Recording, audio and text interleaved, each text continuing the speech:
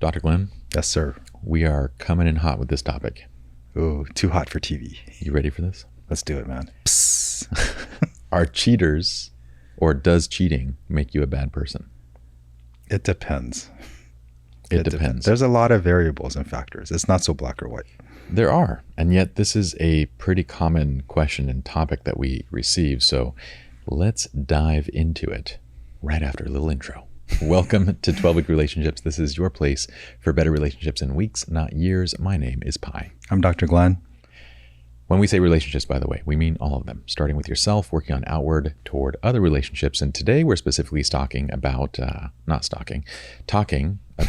romantic relationships, because it'd be weird if you're like cheating on like Cheating a friend. and stalking. Like you can't really cheat on me. I mean, you could if you had like another friend that you started up that'd be weird, dude. Like what if you started up another podcast on, relationships with somebody that wasn't me? I wouldn't do that to you, man. You would totally be cheating on me if you did. I probably would. That'd be horrible. I'd be a bad person. Okay. Well, Yeah. You're not a bad person. Oh, thanks. And let's get right into this. We'll talk about newsletter and enrollment stuff a little bit later. For now, let's just get right into this. I want to go right into what makes a person cheat, because that can be a whole number of things. Yeah, I mean, you're opening everything up, right? I mean, We're opening it all up. I mean, let's say the obvious, right? Like, let's say like your environment. Like, what if you're a star athlete or something, and then you're not personally a cheater, but you're in this environment that promotes cheating? Like people are just throwing themselves at you. They're throwing themselves at you, and I have that problem every day. I'm sure you do, man. You get hit on a lot, quite a bit. No, people literally throw themselves at me, like physically at jiu-jitsu, and it hurts. Whatever. That was my dad. Humble brag. That was my dad That's joke. narcissism.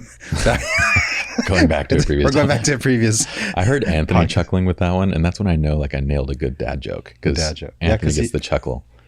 Yeah, because he if you get Anthony's approval, then it's a good joke. No, but you're right. So like a lot of times a person isn't necessarily a cheater, but they aren't necessarily good at controlling themselves and willpower and all that kind of stuff. So it could be just if they're that popular, people throwing themselves at them, and eventually they kind of lose it.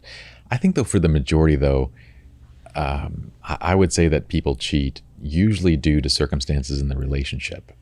What Esther Perel has a beautiful way of putting it, that when someone in the relationship cheats, it's not if you cheated, for example, on me, we've done this should be normal for everybody by now that we're in a relationship. Yes. But if you were to cheat, then I'm not responsible for you cheating, but we could say, and Esther Perel would say, that both of us are responsible for the pretext leading up to the decision, right?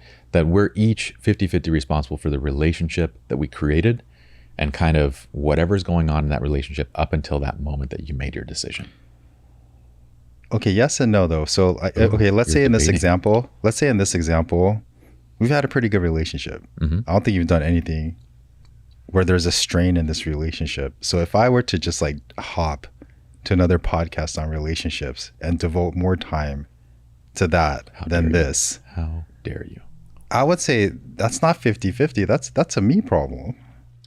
Yes. Esther Perel, where are you right now? No, I get the premise though. Like it defines relationship problems. This is where like I struggle because, in a couple sense, like to me, there's couples issues, there's individual accountability issues, and oftentimes they're blended together.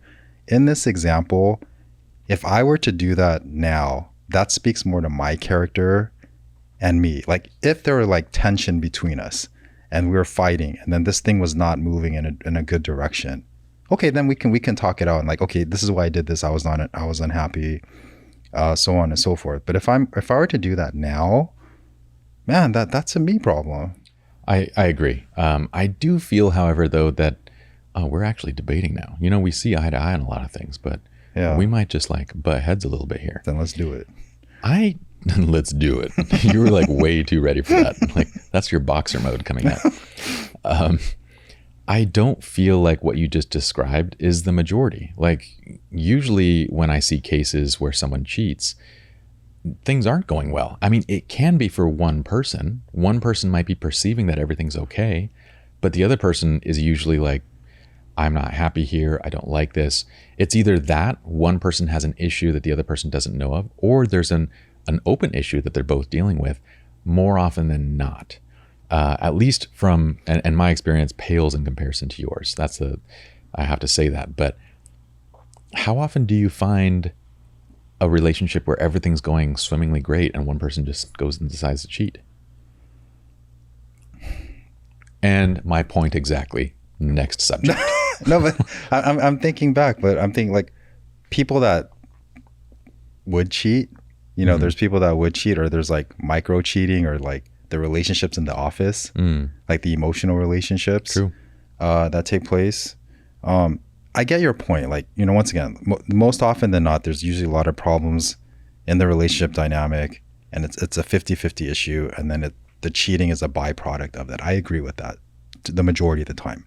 At the same time, I think what's discounted is, like in this example that you're talking about, there'll actually be a really good partner that provides so much stability for the other partner that their wounds come out or their issues come out, and then it gives them permission to actually just kind of play out their issues, and then maybe they'll cheat or they'll do something for else. Sure. So in this example, if I were to leave, that's because you actually were a really good partner. Yeah. No, I do agree with you that I agree on the premise that you're explaining. Like if in this scenario you were to make that decision to cheat, then it is largely a you problem for sure. Yeah. I'm only pointing out that might not be the majority of cases that somebody cheats. But going back to there's a number of reasons for this, right? It could be, like you said, they're playing out their own wounds. Maybe they never had a chance to explore, to figure out who they are. And for some reason they're choosing to at this time, because oftentimes the other partner has, like you said, given them the room to do so. They never had the room, they never had the freedom, and so they explore it then. Other times it's, there's major relationship issues they don't know how to deal with, and so they go out and they cheat. It could be temptation, simply just wanting to see what other things are like. It could be, we've had this a number of times, where someone wants to break up with the other person, but they are not able to do it directly. So they go and they cheat, because then they say, I cheated, and the other person breaks off the relationship. They're looking for that excuse, that indirect way of doing it. Absolutely. Yeah. So there can be a huge number of reasons for why a person does it. Across all of them, I've always kind of tried to look for something that I could say, what is the common trait between all of these case studies? And I only land on one thing. It's not whether they're a good or bad person. It's the person that cheats is generally unable to manage conflict directly. I agree. Like there's a level of dysfunction, there's a level of immaturity, and then they do like really stupid things. Yeah, because in each scenario, whether it's, maybe this is a personal wound, the right thing would be to seek therapy, to go to some sort of support function. If this was a relationship issue, the right thing would be to discuss it. If I'm unhappy, the right thing would be to leave. Those would be the direct ways of managing the issue, right? But instead, they act it out in an indirect manner. No, I agree. And I think, hopefully this is staying on topic, but it's important to identify the source of it, because if not, it just makes things more chaotic and confusing. So for example, I cheated. I don't know which podcast, but I cheat. But if we take that 50-50 premise and then we come back and chat and you're like, okay, what did I do to do this and to cause conflict? And then you start taking ownership for something that's really my problem. True. That's just going to feed into this. And then what's going to happen? I'm just going to continue to cheat. True.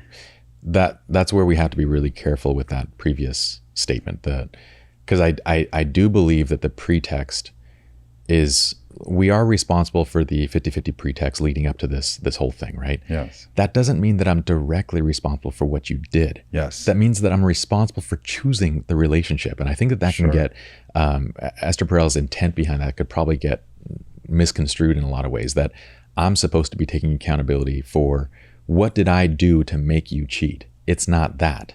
It's, why did I choose this relationship? The accountability side is, what were the two of us, like, how did our relationship function? It's me looking at a minimum, I chose the relationship. And at a maximum, then maybe there were fighting and things that I contributed to where we are currently. But it's never, what did I do to make you cheat? Agreed. Agreed. And then in that context, I would have to take accountability for what I did and why I did it. And I would have to explain that to you instead of trying to force you to take responsibility for something that I did. Correct. And so source is very important to identify. But let's go back to the question. If you cheat, since you cheated on me with another podcast, does that make you a bad person? And the easiest way for me to just completely trash that argument is for me to say, well, then if cheating makes you a bad person, then that would mean that not cheating makes you a good person. And that's definitely not true, because you have people that are in relationships that don't cheat, but they're real assholes. Totally. Yeah. And so, like, if we know that not cheating doesn't make you a good person, then that also has to mean that cheating doesn't necessarily mean that you're a bad person. It means that you made a bad decision. But the crazy part about this is that I don't think people realize how many people that don't cheat are actually bad people. They're people that would cheat. They just haven't been given the opportunity to. I'm serious. Like, how many, I can think of so many people growing up that I know just, they are not a good person. I agree. But, you know, there's not guys and girls throwing themselves at them to give them the opportunity to cheat. But they would. If they suddenly were famous and they suddenly had all these, you know, they would. So not cheating doesn't make you a good person. No, agreed. And in that example, like, even though they don't have the opportunities, they would cheat, but it shows in how they treat their partner. They treat their partner really badly. They treat them as if they are cheating, kind of, because they're just not emotionally available in that relationship. It shows in micro-cheating, right? Like the topic that you brought up a little bit earlier. Micro-cheating are these small and kind of seemingly, you know, innocent behaviors. An example would be getting too close to people at work, like of the opposite sex, right? It would be texting people. Let's say we're in our relationship and I'm texting another woman because maybe I'm not sure if, like, maybe I'm somewhere like in between, you know, like I'm bi, right? I can go both ways. But I'm texting a woman and I tell you that, oh no, she's just like my best friend. It's nothing, but I'm telling her, like, these are the issues that me and Glenn are having and what's going on. It could be just this willingness to flirt with other people in front of you. All these little ways that I'm subtly showing that I'm not fully committed to this relationship. I'm leaving the doors open, leaving the windows open. Those are examples of micro-cheating. And you could say that if I was given the opportunity, I probably would actually cheat on you. So like, there's degrees of cheating, and then if the opportunity is there. I want to know what you're laughing at. Well, what part of that were you laughing at right there? Oh no, I was just thinking about like the podcast example, and then I'm like texting someone like, "Ooh yeah, I'm gonna show up tomorrow morning." Yeah, I know he doesn't even know. He probably doesn't even know. Anthony doesn't know. I've scheduled an entirely new set of podcasts with you. I'm gonna be loyal to you. I'm gonna take the topics and bring them over, like something like that. That was going through my mind. On that note, I think we're gonna do this in every episode. Like, the DM us a message to tell us that you've listened to this. So the message for this episode, you can direct message us. Oh no. Is podcast cheater. Oh, here we go. You're a podcast cheater. I guess I am, man. Making all your side. You got a side podcast, bitch. I do. Whatever. All right. But it doesn't mean anything to me. All right. I'm still a good person. Okay. So going back to the argument, cheating doesn't make you bad. Not cheating doesn't make you good. We have to kind of look a little bit. I know nuance isn't necessarily always, I don't know. I personally like nuance, but I understand that we do want simple ways of being able to make decisions and make judgments and whatnot. But that's not one of them. Okay. So we both kind of agree on that side. What about this? What about looking at somebody on a personal level as well as a societal level? I had this conversation with Yen just last night or 2 nights ago. And I asked the question, cheating, like, I was thinking about this podcast and this topic, and I go, what do you think if I said cheating doesn't make you a bad person? And she goes, well, it depends. And shortly into the conversation, she goes, so is Kobe Bryant a good person? Because how many times did he cheat and have, I think he was he convicted trial. He was charged of rape and these different things. He wasn't charged, but then there was like an outside settlement and he made a statement saying that, in his opinion, it wasn't, but he understood her point of view. Yeah. So it's a pseudo confession. Okay. Yeah. Regardless, he clearly did a lot of bad things in his personal relationships, including to his own wife, as well as, prior girlfriends, whatever it is. And I'm going to say this, like, we are in no position to be judging anybody. Like that is not the purpose of this. The purpose is the argument. Is he a good or a bad person? And so my next question to Yen was, well, would we have been better off as, a society, as a world, without Kobe Bryant in it, or with? And for her, it was like, well, I could see it's better with. And I go, yeah, I would kind of agree. I would say that not only did the revenue, the money he generated go to a lot of different places and provide people with a lot of different jobs, but I would also say that he created a lot of different, social programs that help children, and also just by indirect, inspiration. How many kids, how many people have watched him and wanted to aspire to be him, that maybe would have been, on the streets, that would have joined gangs, that would have done something else, but then they decided to go and play basketball instead. So how many people have been directly or indirectly affected in a positive way by that life?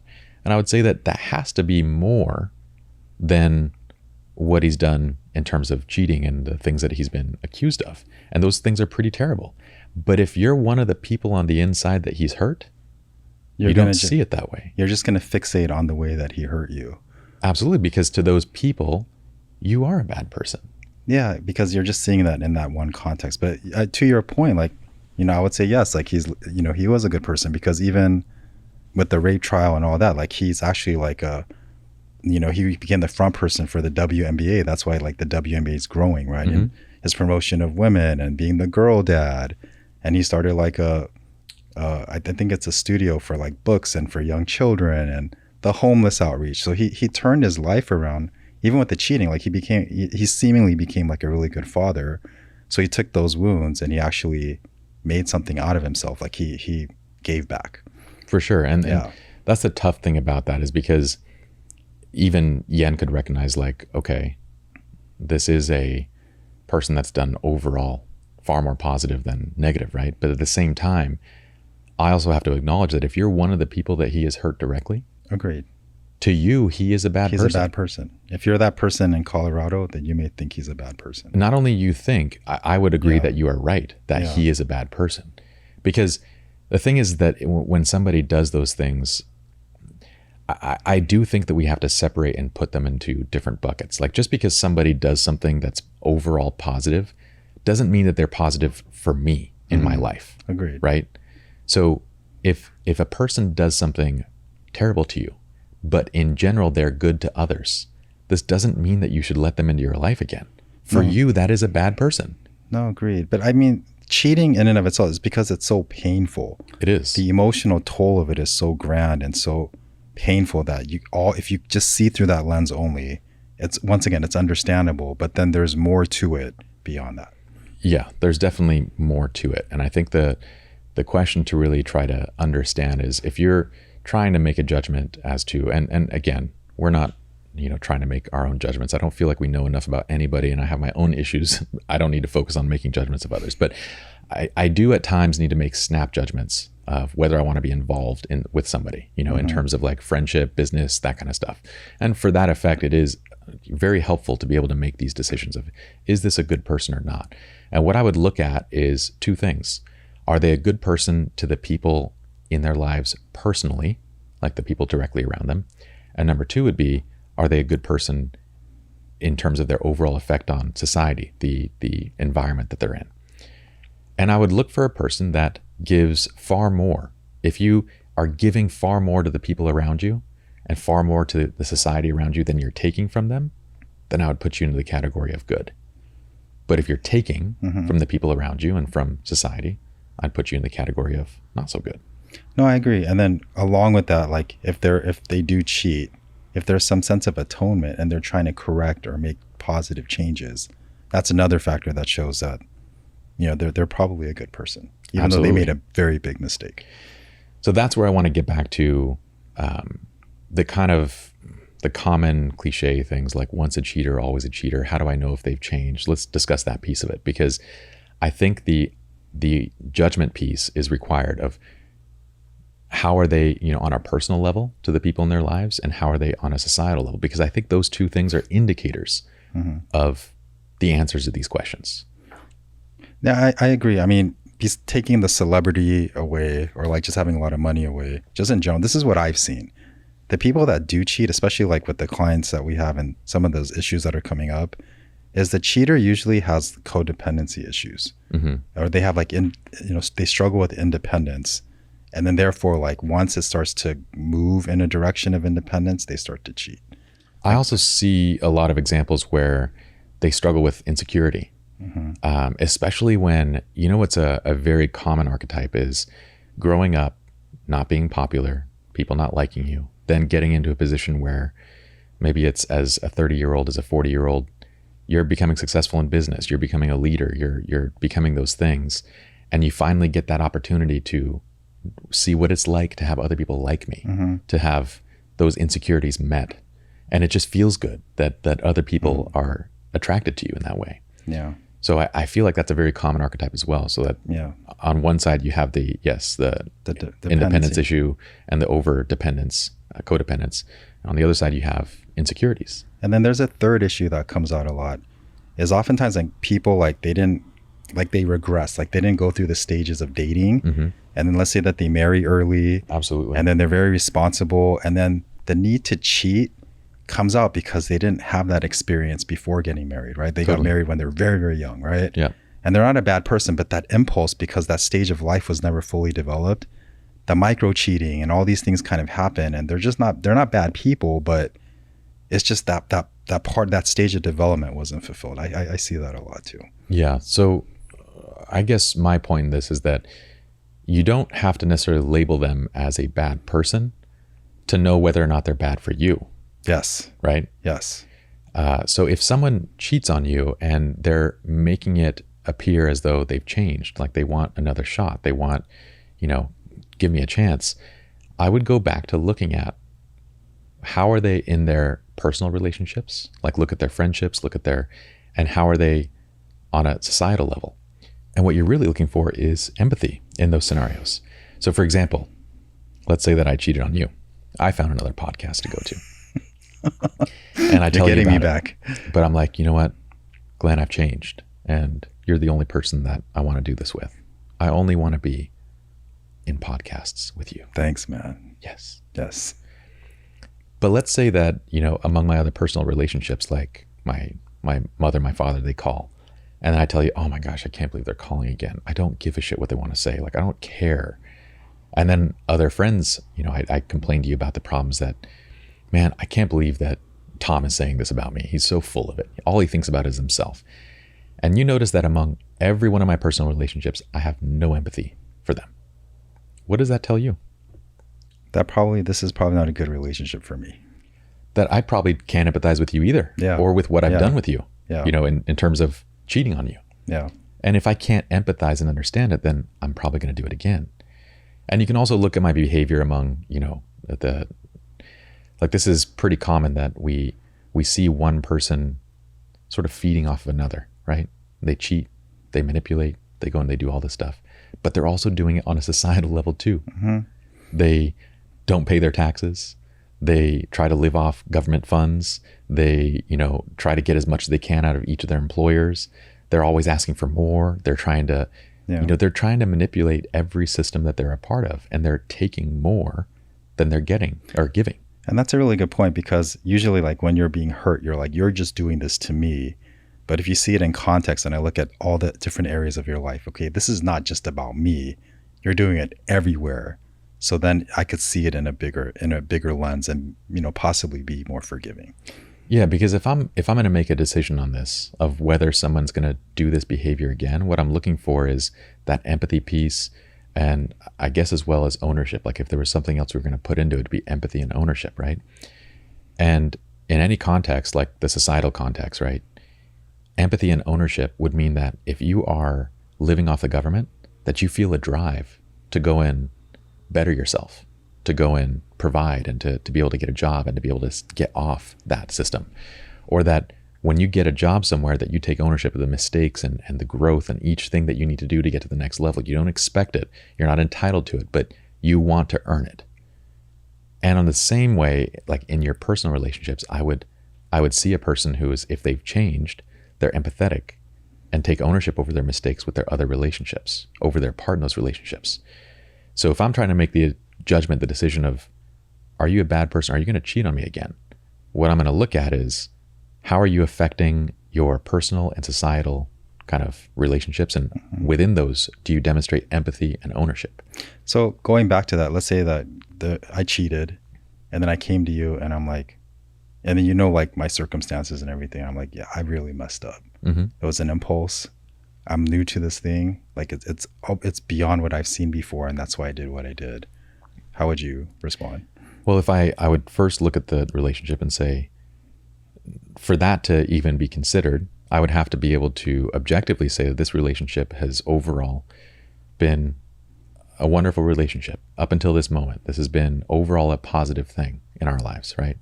So it has to be something worth saving, because if it's been negative up until that moment, then what are you trying to hold on to? But let's say that it has been overall a positive experiences. Then I might give you a shot and say, okay, show me the change. Show me that you've thought about this and you understand, and the change in your behavior. And I'd pay attention. And so I'm not going to just say, yeah, let's just continue things. I would say, okay, let's try it out.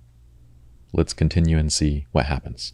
And if you fall back into the same patterns, if you fail to demonstrate empathy, if you fail to take ownership continuously across these different things within a month or two, I'm going to go, you know what? At some point down the road, you're going to cheat again, and it's going to be my fault, because you don't take ownership of anything. Yeah. And you still don't have a job, and you still are living off, other people and myself. And in all of your friendships, it's still, what can they provide to you? It's not, what can you give to them? So if that's the person that you're showing, then I'm going to say, it's very likely that you're going to make the same mistakes. Man, I feel so guilty right now. You shouldn't have done those things. I feel like it's happening right now. Like, ooh. Anyway. Takes you to an interesting place. Because I think about some of the, not only case studies, but some of my personal experiences in this area. Yeah, it's a very interesting topic. Yeah. Okay, so do you have anything else to add on that side? Like how do you know? So once a cheater, always a cheater. Not true. Not true. Like, not true. They're just not good for you. But I think, you bring up such a good point. Like, part of healing, when you're in your wound, all you see is just the wound itself. But you have to expand it out, see the totality of that person, and then give yourself some grace. And that's where empathy and forgiveness will come into play. For sure. And forgiveness does not mean that you take the person back. Yes. If it's not healthy, if it's toxic, you cut it. Forgiveness is for you, right? Yeah. Forgiveness is for you to let go and to not think about this thing anymore. It doesn't mean that you got to go and subject yourself to it again. Right. So when in that place of like, once a cheater, always a cheater. No, not necessarily, but it's also not your responsibility to try to change them, to wait for them to, if it's toxic for you, it's toxic. Yeah. And then once again, it's just happened. It happened to you. Look at the rest of their life and then just see it in a bigger context. Don't personalize it too much, even though it's very, very painful. Yeah. I think the flip side to this is like extending out beyond direct effect, right? The thing that I see a lot is people that have cheated, or they are very reluctant to even admit it to their closest of friends, to people around them, because oftentimes they're so ashamed of it that they feel like they're a bad person. And to those people, I would say, you're not a bad person. You did a bad thing. Yeah. But that doesn't make you a bad person. But it's the shaming of it that is so difficult to kind of deal with. So when thinking about people that are in your life that have made a bad decision like this, I think it's important to not put them into the box of they're bad people. I think it's important to try to understand, to support, and to realize that a person can do a bad thing, and then to give them the chance to be empathetic, to take ownership, and see if that happens. If they don't, if they show that they just are friends that don't look, if you're my friend and you're willing to cheat on your spouse, I'd personally, I would say, like, if you came and told me this, I would say, Glenn, that's super messed up. And I would help you through that process, right? But if you continue to do it, like if you came to me and you're like, I'm a different person now, but let's say that you do it again, and then it just becomes this cycle, I'm going to stop being friends with you. And it has nothing to do with like, it's not that what you're doing is hurting me. It's that if you're willing to do that to your wife, I'm recognizing that you're going to be willing to do much more to me, just a friend, right? So it's me basically separating and saying, you know what, we don't have similar values at all, and I'm going to separate myself. But not making that off of one mistake. It's more so basing it off of a pattern of behavior. You're assessing my character. Yeah. What if in that scenario though, like I'm terrible to my spouse, but I never cheat or do anything wrong in the business end? It would still be a red flag to me as far as like, why do you feel that's okay? Because if you have such a skewed compass when it comes to the relationship with the person that you're supposed to be closest to, how does that skewed compass affect all of your other relationships? Well, especially in our business, because we're all about relationships, right? For sure. Yeah, for sure. So yeah, it's yeah. But any business is about relationships that you create. Like at some point, it's going to go the same direction that your relationship did with your wife, right? If you are an abusive person at home, and this is like the characteristic that you bring out, at some point it's going to bleed into other areas of your life. It's going to be when you're triggered. It's going to be when, so those types of things for me, they still are red flags, even though they're not affecting me directly. It is a warning sign. Yeah. Everything bleeds into everything. You can compartmentalize things temporarily, but eventually it's going to all bleed through. Totally. Yeah. And in business, like if we're talking business, how likely is it that we're going to get through our first year of business without having 15 different conflicts? Like conflict is a natural part of business, just like it is any close relationship. Yeah. So it becomes a matter of time, and in any friendship for that matter. It reminds me of this specific topic literally takes me back to one of my own examples. And in high school, one of my closest friends, I think I might have shared this at some point before, but basically he starts dating the person that I'm on a date with, like literally on the date, and they start and once they hooked up, and I found out later that this girl was using me to get to him, but they eventually became boyfriend and girlfriend. They dated for like 2 years, and once they started dating, she told him not to contact me, and he didn't. He like cut me off completely for a year and a half, 2 years. And then one day as I'm a senior in high school, he shows up and he's like, let's be friends again. So I took him back reluctantly, like kind of, let's just take this sort of slow. I'm not going to get deep into this, but yeah, he's taking ownership of making this mistake. I shouldn't have done that. I did this to everybody. I shouldn't have, I'm hoping that we can make it right. It was like 2 months into it, we're hanging out, and I didn't hang out with him that much compared to like how it was before. I just kind of kept a distance. But we're hanging out, and we get into an argument. And I go, do you even recognize how messed up that was? All of it. Like, I'm on a date. You end up holding hands and kissing in the backseat of my car on my date. You then cut me off. Like, do you even recognize it? And I'll never forget it. He goes, he said my full name. He goes, we were in love. I couldn't control it. And that was the moment where for me, it was like, I'm done. Because if you believe that, then you're going to do it again. And guess what? Every time he found a new girlfriend, he did the exact same thing to all of his friends. Cut everybody off. Yeah. Then when they'd break up, he'd get back in touch with everybody. And it became like a joke. Like every 5 years, he'll reach out to all of us again. And we're like, okay, he's on, things aren't going so good. Were you thankful? Like, man, I'm glad I didn't invest time in this relationship and it kind of happened the way that it did. Was part of you thankful for that? Oh, absolutely. Like once I recognized, I think the final time I was 18 when I recognized it. And I was like, I got to just keep a distance, like friendship from a distance type thing. As I saw him repeat the pattern, I was so grateful that I wasn't one of his closest friends. Because he literally abandons everybody around him, each one of these cycles. So I guess that's what I see in like the similarities between this is that if someone can't take ownership, if they don't have empathy to the mistakes that they're making, then they're very likely going to repeat them. And if they're willing to do those things to the person that's supposedly most important to them, then you have to kind of look at, well, what would they be willing to do with our relationship? No, agreed. And then your friend, if he really cared about the relationship, his first answer is, I'm so sorry. Yeah, I'm sorry that I did. In my mind, I thought it was love, but I totally neglected our friendship. Like that would have shown some sense of accountability, and I'm trying to change and make amends. Totally. Yeah. It would have been very different Yeah. Had that happened. Yeah. But those types of moments I think are very telling. And it's not a singular instance of someone doing something bad. It's a pattern of behavior followed up with the refusal of ownership and the lack of empathy. No, agreed. You have to see the person in total context. All the answers are right there. So to me, that also defines like what is a bad person. To me, a bad person is someone who takes more than they give, and they have a lack of empathy and ownership in their lives. Yeah, and then in terms of cheating, if they do that in all the other areas of their life, they're probably not a good person. You probably don't want to stay with them. Okay. That kind of leads to a question that I have is that if you determine that doesn't make them a bad person, should you give a cheater a second chance?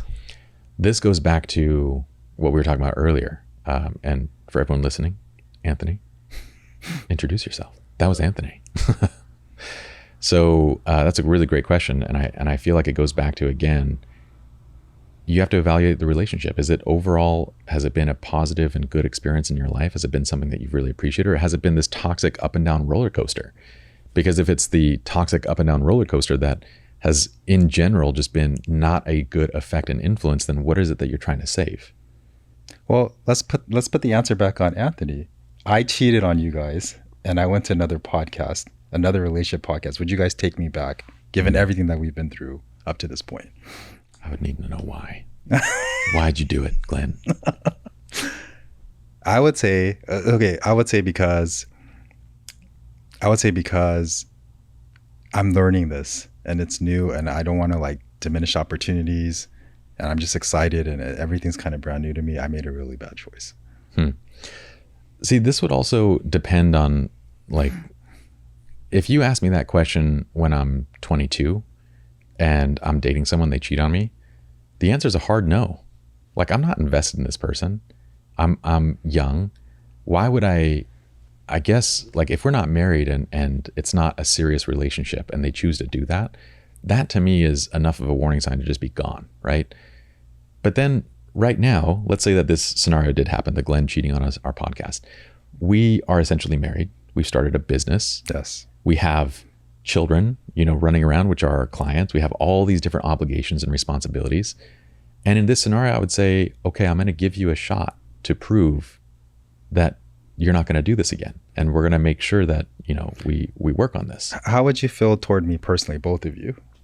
I would lose regard for you. Would that change? Like how much of your feelings toward me would change? Would it be instant, like a lot at that point? I'd be a little more like on edge, I guess. Would you? Yeah. I mean, we talk about that term regard, right? When someone acts against your values, you lose regard, and immediately I would lose regard for you. It doesn't mean that it would be completely gone. It would be damaged significantly. Yeah. But then the follow-up actions and behaviors would determine whether that's going to be rebuilt or not. But the only reason I would be giving it that chance is because we've, for better, under this analogy, we have created a life together. Yeah. Right? Yeah. We have responsibilities, a household, children, all this. You put me in a scenario where I'm just dating somebody, they cheat. I'm not going to stick around. I don't see the point. Like, why start a marriage off with such a huge piece of damage done to the foundation of the relationship that we have to now work through among everything else? So, yeah. It changes my perspective on it, I know, I get it. Like it's so real. Like at first I was like, oh, let's play this, and I'm like, ooh, like I'm literally like imagining if this played out. I'm like, oh yeah, that's really bad. I see the disappointment in Anthony's face, and he's like, oh man. I'm like, oof. So to his question, if someone cheats on you, do you take them back? Do you give it another shot? My first question is, are you deeply invested in this thing? And is it something positive overall in your life? Okay, so in that scenario, would you feel like, okay, yeah, this is I am invested. That was just a mistake. In our scenario, that's what I was saying, is that we are deeply invested. Yeah. And it's worth me giving you a shot. But the regard would be hugely lost. But you'd have to earn back the regard. You'd have to earn back like our trust and so that's the scenario. And like to that extent, like what would you say? I mean, same thing that you're saying, pretty much. So if someone cheats on you, you're going to evaluate, like, is this overall positive, and where are we at? Are we heavily invested in this thing, or is this? Because if you're not, I go back to, like, I don't want to give generalized advice for a number of reasons, but I go back to, I would say 9 out of 10 scenarios, if someone cheats on you and you're not heavily invested, you're better off walking the other way. That's a blessing in disguise. For sure. Yeah. It's like, oh, thanks for the lesson. I'm out of here. Yeah. Yeah. And if you're deep into it, then consider. You got to be on guard. Mm-hmm. No, for sure. What about if children are, like if the cheating happens in the family and kind of sends a message to the children that such a thing is permissible? Like, is that a risk? Well, that's you're one of two things is going to happen, right? So if you stay together, it happens once and it becomes a problem that you work through, then you've taught your kids a really important and valuable lesson that, you know, you can work through these types of challenges and rebuild, right? But if you stay and it continues to happen then you've also taught your kids an important lesson that you should stick around and get walked on. You're and tolerate it. And they're going to internalize all that when they grow up. So it all depends on the scenario. Now, if something happens and you've got children and you choose to walk away, you also teach your kids an important lesson. Like it's 3 different important lessons. It just depends on which one you want to teach them. And I would say that some of them are more positive than others. Sticking around and trying to work through it, I would say, is probably the most positive one. To leave as soon as things get difficult is probably a very negative one. And also to allow someone just to walk on you is a very negative one. It depends on the degrees, right? Like, you know, if it's a really extreme situation and the cheating happens, you probably should go. Oh, for sure. Yeah. But if it's in this kind of middle space, you want to try to work it out and then take the necessary steps. Yeah. It's completely subjective based on these specific scenarios and what exactly goes on. But to me, when it comes to this question, there is no yes or no. No, agreed. It's not, once again, it's not black or white. Mm-hmm. There's a lot of variables. I'm sorry, guys. I won't do it again, man. I'm sorry. Don't even think about it. I'm sorry, man. Glenn's much like... My bad. You know, I apologize for my dream cheating with Yen. Like, she'll sometimes wake up and be like, you cheated on me last night. I'm like, I'm sorry, honey. Oh, in her dream? In her dream. Oh. I did it. Okay. I was like, I'm sorry. Yeah. I would never do that. So right now you're apologizing for something that you would never do. I know, but I do feel bad. And once we played it out, and then I saw like the hurt on his face. Like I was like, oh, and then I could see, I was like, oh gosh, man. You're like, feeling it? I was feeling it, man. I was like, ooh, I got to make this up, man. So, but anyway. On those lines, thank you all for sticking around. Did we tell him? We told him what to DM us on this one. Podcast cheater. That's right. In the meantime, we would love for you guys to join our newsletter. You can find it at 12weekrelationships.com. It's wonderful. It's weekly. I say this having written it myself. It kind of sounds, I don't know. I'd let you promote it, but I'm writing it. You're writing it. Yeah. They're excellently written. They are, right? They're very personal. Yeah. I try to make these very personal messages that come from Dr. Glenn and I based on just our different experiences, you know, research, case studies. And yeah, so the newsletter is completely free. You guys can sign up. It's also the best place to find out when we're doing enrollments for coaching programs, as well as to join the wait list for one-on-one coaching. So all of that is inside of there. And another completely free way to help us out is if you enjoy the podcast and what we're doing, then hop onto iTunes, leave us a positive review for 12-Week Relationships. That helps other people to find out about us and to grow the platform. Glenn always says... Oh, 5 stars. 5 stars. Yes. Negative stuff, DM. You just DM us. Yes. Along with Podcast Cheater. Yes. Podcast Cheater. Yes. I'll be dreaming about that tonight, but anyway. We are done for this episode. Hope you guys enjoyed. See you all next time.